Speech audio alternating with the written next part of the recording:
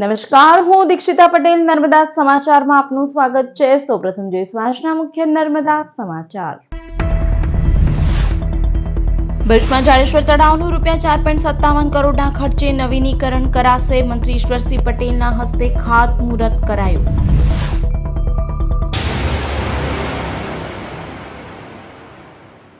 ભરૂચ અંકલેશ્વર શહેરી વિકાસ સત્તામંડળ દ્વારા ₹4.57 કરોડના ખર્ચે જાડેશ્વર તળાવ બ્યુટિફિકેશન કરવામાં આવશે, જેના કાર્યનું રાજ્યના પાણી પુરવઠા મંત્રી ઈશ્વરસિંહ પટેલના હસ્તે ખાતમુહૂર્ત કરાયું। ભરૂચના જાડેશ્વર વિસ્તારમાં આવેલા ઐતિહાસિક તળાવને હવે નવું રૂપ મળવા જઈ રહ્યું છે। ભરૂચ અંકલેશ્વર શહેરી વિકાસ સત્તામંડળ દ્વારા તળાવ, બગીચા અને સમગ્ર પરિસરના આધુનિક બ્યુટિફિકેશન માટે ₹4.57 કરોડના ખર્ચે કામકાજ હાથ ધરવામાં આવી રહ્યું છે।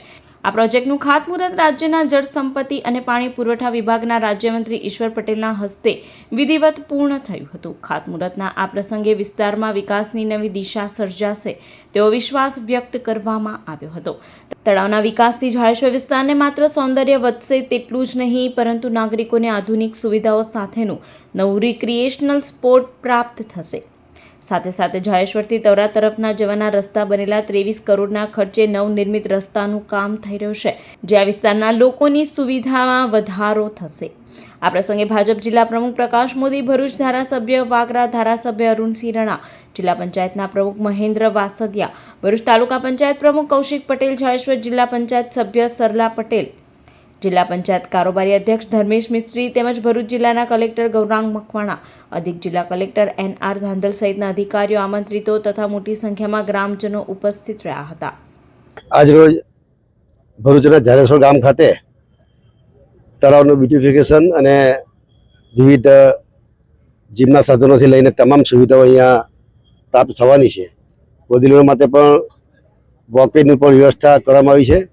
ત્યારે આવનારા દિવસોની અંદર આ એક સ્થળ એવું છે કે જે ભરૂચના તમામ નાગરિકો માટે એક પ્રવાસન સ્થળ તરીકે અને યુવાનો જે છે યુવાનો માટે જીમની વ્યવસ્થા છે, વડીલો છે વડીલો માટે વોકિંગની વ્યવસ્થા છે, એવી અનેક સુવિધા અહીંયા પ્રાપ્ત થવાની। ત્યારે આ ભરૂચની જનતાને એક આજે અહીંયા નવું સોપાન સર થઈ રહ્યું છે। ત્યારે હું તમામ ભરૂચની જનતાને હું આ તબક્કે હું ખૂબ ખૂબ અભિનંદન આપું છું અને આભાર માનું છું।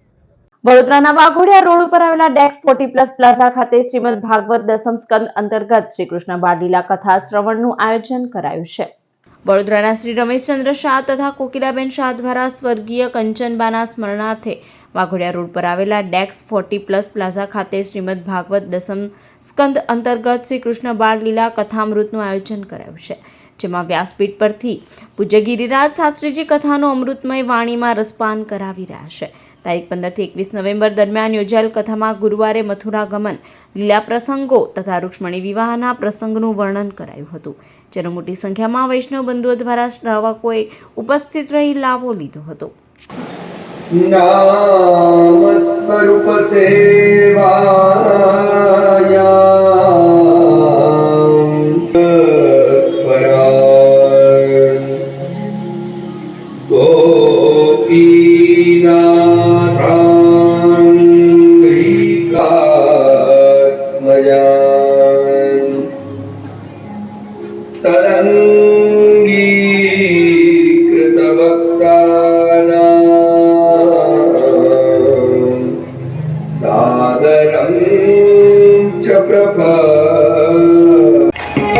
लूटी बने तुम्हारी जय जय हो मेरे श्याम तुम्हारी जय जय हो मेरे श्याम तुम्हारी जय। प्रभु जय काड़ा देखी मोरली वाड़ा, देखी मोरली वाड़ा, गोपी ना प्यारा ओम जय प्रभु कावड़ बहु माखन चोरी मोहन, माखन चोरी मोहन, चित चोरी ओम जय काला। देखी वेद पुकारे, देखी वेद पुकारे, उनका ओम जय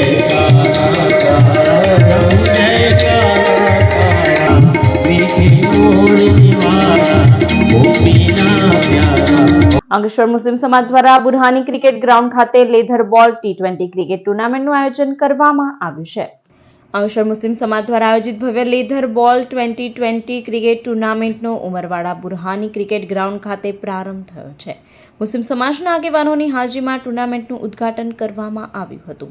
આ ટુર્નામેન્ટના સંયોજક સજ્જુ મચ્છીવાલાના હસ્તે ટ્રોફીનું અનાવરણ કરવામાં આવ્યું હતું. ઉદ્ઘાટન સમારોહમાં હાજર સૌ કોઈએ સાથે મળીને રાષ્ટ્રગીત ગાયું હતું.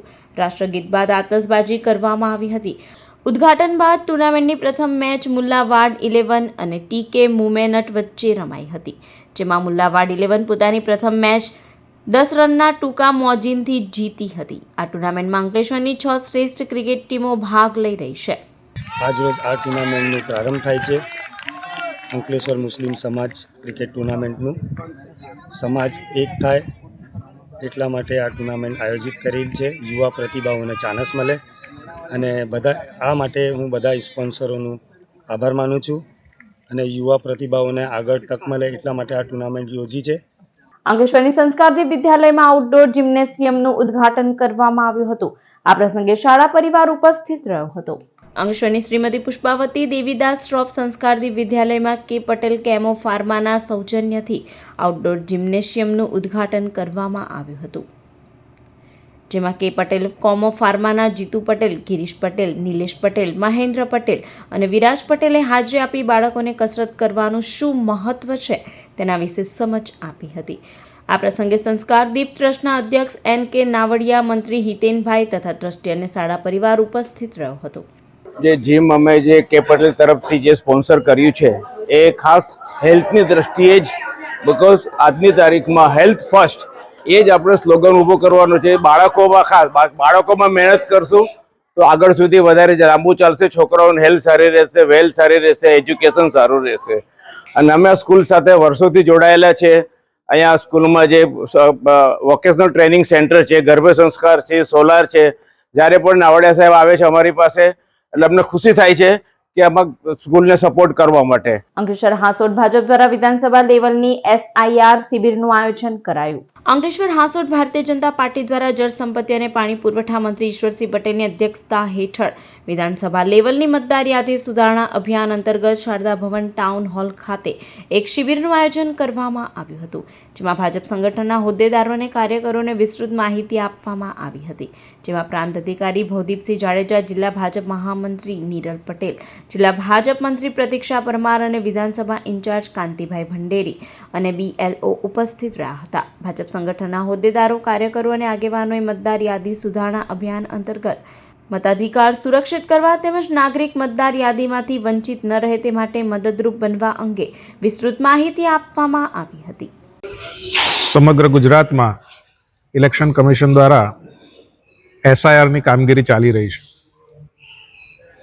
મતદાર સુધારણા કાર્યક્રમમાં લોકો જાગૃત થાય, માહિતગાર થાય અને કોઈ પણ ગભરાયા વગર જે આ BLO દ્વારા ફોર્મનું જે વિતરણ દરેક ઘરે ઘરે જઈને થઈ રહેલું છે એમાં પૂરતી માહિતી ભરીને એને જે પરત કરવાના છે એમાં ભારતીય જનતા પાર્ટી અને બાકીના કાર્યકર્તાઓ માહિતગાર થાય અને લોકોને કોઈ તકલીફ ન પડે એ માટે એક મીટિંગનું આયોજન આ વિધાનસભા લેવલનું કર્યું હતું. GPCB કંપનીઓ પર આશીર્વાદ બંધ કરે નહીં તો કચેરીને તાળાબંધી, ભરૂચ આપની ચીમકી.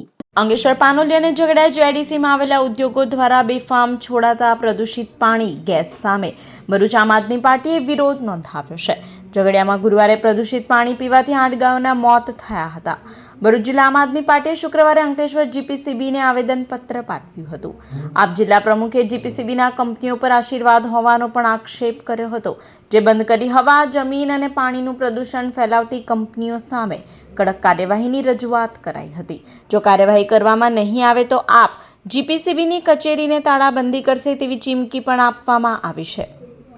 અંકલેશ્વર GPCBમાં આજે આમ આદમી પાર્ટી દ્વારા એક આવેદનપત્ર આપ્યું છે અને ફાઇનલ એક ઇન્ટિમેશન પણ એ લોકોને આપેલું છે. અવારનવાર અંકલેશ્વર તાલુકાની અંદર આવેલી ઝઘડિયાની અંદર અને પાનોલીમાં આ તમામ GIDCની અંદર જે કંપનીઓના માલિકો છે એમના દ્વારા બેફામ જે કેમિકલ યુક્ત પાણી જે છોડવામાં આવે છે સાથે જ રાત્રિના સમયે જે ઝેરી ગેસ છે વાયુની અંદર છોડવામાં આવે છે, આ ખૂબ ગંભીર બાબત છે. સ્થાનિક લોકોને અને સ્થાનિક ખેડૂતોને ખૂબ મોટા પાયે નુકસાન થઈ રહ્યું છે. અગાઉ પણ વારંવાર ટેલિફોનિક આ લોકોને જાણ કરી છે. આજે એ લોકોને આવેદનપત્ર આપ્યું છે. જો હવે કોઈ પણ કંપની ઉપર, જે પણ કંપનીઓ આ કેમિકલ યુક્ત પાણી છોડે છે કે ઝેરી ગેસ જે છોડી રહ્યા છે, આ લોકો ઉપર કડક કાર્યવાહી કરવામાં નહીં આવે તો આગામી જીપીસીબી ની જે ઓફિસ છે એ ઓફિસને અમે તાળાબંધી કરી દઈશું. કારણ કે જો જીપીસીબી અહીંયા બેઠા પછી પણ જો આવું વલણ કરતી હશે અને કંપની ઉપર આશીર્વાદ રાખતી હશે તો એ આમ આદમી પાર્ટી હવે સાખી નહીં લે. એ જે કોઈ પણ નેતાઓ અને જે કોઈ પણ વ્યક્તિઓ, જે કોઈ પણ અધિકારીઓ જે કંપનીઓના માધ્યમથી જે ચાલી રહ્યા છે એ તમામ અધિકારીએ પણ નોંધ લેવી અને તમામ જે સ્થાનિક જે ભાજપના નેતાઓ હોય, જે કોઈ પણ કાર્યકર્તા હોય, એ લોકોએ પણ નોંધ લેવી. ભરૂચ સ્ટેશને ગરીબરથ ટ્રેન નીચે પરણી પ્રેમી સાથે પ્રેમિકાના આપઘાતમાં યુવતીના ભાઈ સામે આત્મહત્યાનો દુષ્પ્રેરણાનો ગુનો. ભરૂચ રેલવે સ્ટેશને 1 મહિના પહેલા મધ્યપ્રદેશના કપિલ અને સિમુએ ગરીબરથ ટ્રેન નીચે પડતું મૂકી આપઘાત કરી દીધો હતો. દહેજના વડિયામાં પહેલી પત્ની સાક્ષી સાથે 25 ફેબ્રુઆરીએ જ પ્રેમ લગ્ન કરી મૃતક કપિલ નામદેવ રહેતો હતો. તે દરમિયાન તેને સતનાની સિમુ નામદેવ સાથે પ્રેમ થઈ ગયો હતો. સિમુને ભગાડી જઈ દહેજ લઈ આવી બીજી પત્ની તરીકે રાખવા લાગ્યો હતો. આ દરમિયાન સિમુનો ભાઈ પ્રકાશ નામદેવ 4 માણસો સાથે કપિલના વતન પહોંચી તેની બહેનની પૂછપરછ કરવામાં આવતા દહેજમાં કપિલ જોડે હોવાનું જાણવા મળતા ધાક ધમકી આપી હતી. ગત 18 ઓક્ટોબરે કપિલ અને સિમુ દહેજથી નીકળ્યા બાદ 19 ઓક્ટોબરે સાંજે ભરૂચ સ્ટેશને ટ્રેન નીચે પડતું મૂકી બંને આત્મહત્યા કરી લીધી હતી. સુસાઇડ નોટમાં પ્રેમિકા સિમુના ભાઈના ફોન ઉપર ધાક ધમકીથી કંટાળ્યા પગલું ભર્યું હોવાનો ઉલ્લેખ કર્યો હતો. જે અંગે ભરૂચ રેલવે પોલીસ મથકે મૃતક કપિલના ભાઈ રવિન્દ્રએ યુવતીના ભાઈ પ્રકાશ સામે આત્મહત્યા કરવા મજબૂર કર્યાની ફરિયાદ આપી હતી. ભરૂચના અખંડ આદિવાસી યુવા ચેરિટેબલ ટ્રસ્ટના 2 વર્ષ પૂર્ણ થતા ભૂખ્યાને ભોજન કરાવાયું. ભરૂચમાં ઓવરબ્રિજ, ફૂટપાથ સહિતના સ્થળોએ રહેતા ગરીબ લોકોને ભોજન પીરસવામાં આવ્યું હતું. અખંડ આદિવાસી ચેરિટેબલ સંસ્થાના 2 વર્ષ થવા નિમિત્તે અલગ અલગ વિસ્તારોમાં ગરીબોને ફૂડ પેકેટ આપવામાં આવ્યા હતા. અખંડ આદિવાસી યુવા ચેરિટેબલ ટ્રસ્ટના સ્થાપના દિવસ નિમિત્તે 2 વર્ષ પૂર્ણ થવા બદલ જરૂરિયાતમંદ લોકોના અલગ અલગ વિસ્તારમાં ભૂખ્યાને ભોજન જમાડવા માટે એક કાર્યક્રમ રાખવામાં આવ્યો અમારી ટીમ દ્વારા. આ કાર્યક્રમના ભાગરૂપે આવનાર સમયમાં બી અમે ગરીબ અને જરૂરિયાતમંદ લોકોની આવી સેવા કરતા રહીએ, જેથી અમને સહયોગ અને સપોર્ટ કરતા રહેજો. ભરૂચ નારાયણ વિદ્યાલયના મેઘા પુસ્તક પ્રદર્શનીના બીજા દિવસે ચેનલ નર્મદાના ડિરેક્ટર ઋષિ દવેએ મુખ્ય મહેમાન તરીકે મુલાકાત લીધી. ભરૂચની નારાયણ વિદ્યાલયમાં 3 દિવસીય મેઘા પુસ્તક પ્રદર્શનના શુક્રવારે બીજા દિવસે ચેનલ નર્મદાના ડિરેક્ટર ઋષિ દવેએ પ્રદર્શનીની મુલાકાત લીધી હતી. રીડિંગ ફેસ્ટિવલ હેઠળ 5 ક્લાસરૂમમાં 4500 પુસ્તકોને વાંચન માટે મુકાયા છે. નર્સરીથી ધોરણ 9 સુધીના છાત્રો તેમની પસંદગીના પુસ્તક વાંચી 1 પેજની નોટ બનાવી શિક્ષકને આપશે. ડિરેક્ટર ડોક્ટર ભગુભાઈ પ્રજાપતિના માર્ગદર્શન હેઠળ સમગ્ર આયોજન કરાયું છે, જેનું સંચાલન ગુજરાતી મીડિયમના આચાર્ય જિગ્નેશ જોશી અને અંગ્રેજી મીડિયમના આચાર્ય વિદ્યાબેન રાણા કરી રહ્યા છે. સમાચાર પૂર્ણ કરતા પહેલા એક નજર મુખ્ય સમાચાર પર. ભરૂચમાં જાડેશ્વર તળાવનું ₹4.57 કરોડના ખર્ચે નવીનીકરણ કરાશે. મંત્રી ઈશ્વરસિંહ પટેલના હસ્તે ખાતમુહૂર્ત કરાયું. તો આ હતા અત્યાર સુધીના નર્મદા સમાચાર. વધુ સમાચાર સાથે ફરી મળીશું. નમસ્કાર.